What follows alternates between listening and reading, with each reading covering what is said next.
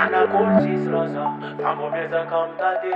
Najal mavesa tafavoniza yate. Tis raza tiknyane. Pamareza mulugani. Davalt Rwikordz. Sana kolchis raza, tambo Mihezaka Mitady. JUED.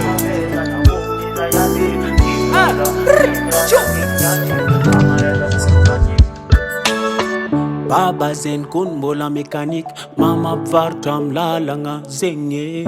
Tis resaka we tatasik fa realite fa tis tivalanga bzenye. Tadit kwa bjal, tadit kwa marari. Vaza vongni za yachki na mafi. Sakti yafi, fasana tia ananwa dalanga ndekende higafi. Olum tara vulande faza maput.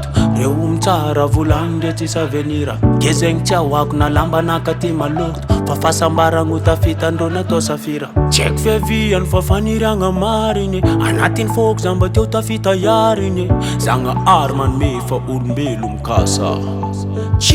Sana kolchis raza, tambo Mihezaka Mitady.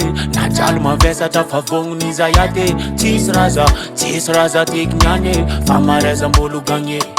Sana kolchis raza, tambo Mihezaka Mitady. Najal mavesa tafavoniza yate. Tis raza tiknyane. Famareza muluganye.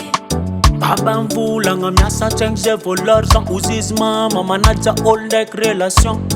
Fachivung na anan weta keta kakufarat vita na wanot metu menata. Kisaka jambo la misfia faran anatin mais kando itanya zavan. Engane zana aryan fitundan baan mezatik falalan. Olum tsara volangde faza mapot.